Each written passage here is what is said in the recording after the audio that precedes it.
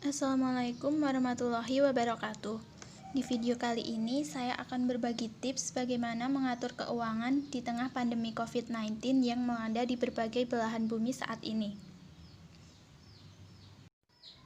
Pandemi COVID-19 yang terjadi hampir di seluruh negara di dunia telah membuat repot dan memusingkan banyak orang. Dampak virus COVID-19 sangat luas menghantam berbagai sendi kehidupan. Sektor perekonomian yang paling terpukul akibat virus COVID-19. Di Indonesia, sektor perekonomian juga terganggu. Para pelaku bisnis pun banyak yang merumahkan pekerjanya guna menekan biaya. Dampak COVID-19 terhadap perekonomian memang tidak bisa dipandang sebelah mata. Untuk itu, mengatur ulang strategi manajemen, baik untuk keuangan pribadi dan keluarga, sangatlah penting di musim pandemi seperti saat ini. Dengan melihat berbagai perusahaan yang harus memotong gaji sampai merumahkan banyak karyawannya dan berbagai bisnis kecil lainnya yang gulung tikar, membuat Anda mau tidak mau harus bisa mempersiapkan kondisi keuangan untuk berbagai hal terburuk yang mungkin terjadi. Kebijakan pemerintah untuk meminta kita tetap beraktivitas di rumah atau work from home yang sudah berjalan beberapa bulan ini tanpa sadar sudah mengganggu arus pemasukan dan pengeluaran kita. Tidak tahu kapan pandemi COVID-19 ini akan selesai, alangkah baiknya bagi kita untuk mulai mengatur strategi bagaimana cara mengatur keuangan demi kondisi keuangan yang tetap stabil dengan berbagai risiko terburuk yang mengancam. Berikut ini adalah beberapa cara mengatur keuangan di tengah kondisi pandemi COVID-19 saat ini. Yang pertama, cek dan ketahui kondisi finansial. Untuk mengetahui kondisi finansial, buatlah rincian pemasukan dan pengeluaran secara harian, lalu direkap secara bulanan. Dalam hal ini, harus konsisten dalam mencatat setiap pemasukan, tabungan, pengeluaran, dan hutang yang dimiliki. Yang kedua, yaitu mengevaluasi sumber penghasilan.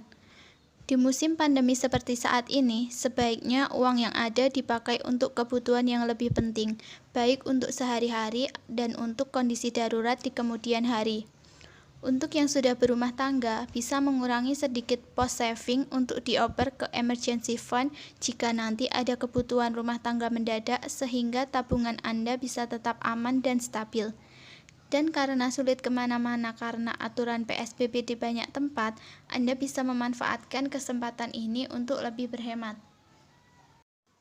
Yang ketiga, susun budget dan atur prioritas keuangan. Setelah mengetahui kondisi finansial, tidak akan sulit untuk menyusun perencanaan budget keuangan. Selama pandemi COVID-19, penyusunan budget keuangan dapat dilakukan dengan penyesuaian terhadap besaran penghasilan selama pandemi.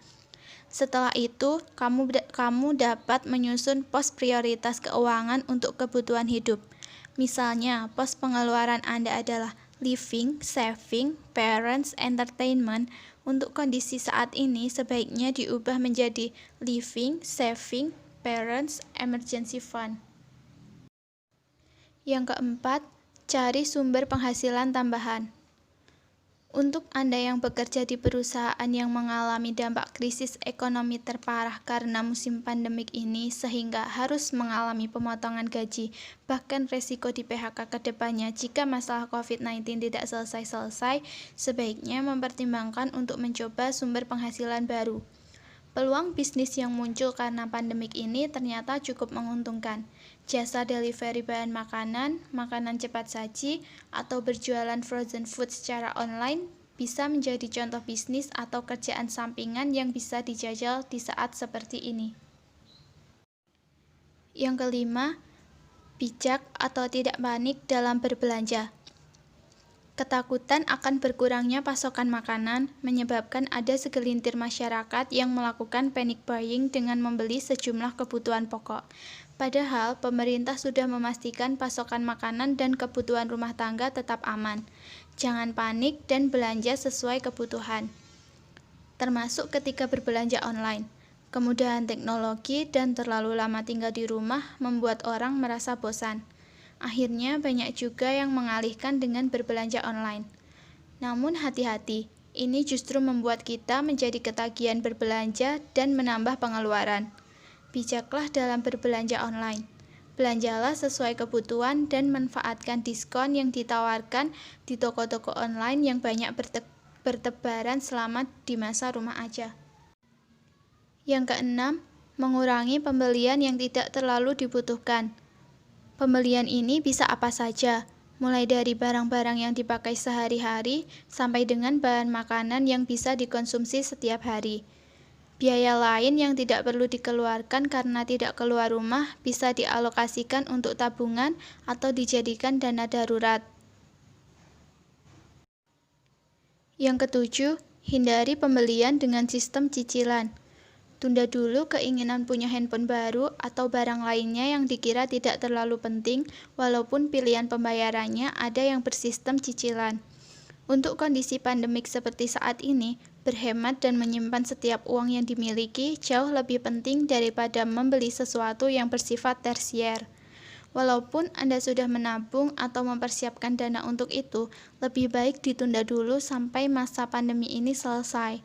Lebih baik simpan kartu kredit atau apapun yang bisa memicu keinginan untuk berbelanja jauh-jauh dari jangkauan Anda. Yang kedelapan, menyiapkan dana darurat.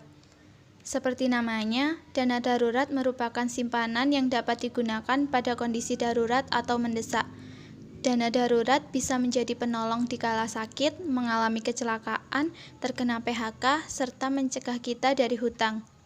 Untuk mengumpulkannya, kamu dapat menyisihkan gaji dan mencari pekerjaan tambahan atau freelance. Idealnya, dana darurat yang dimiliki bila kamu single adalah 3-6 kali lipat dari pengeluaran bulananmu.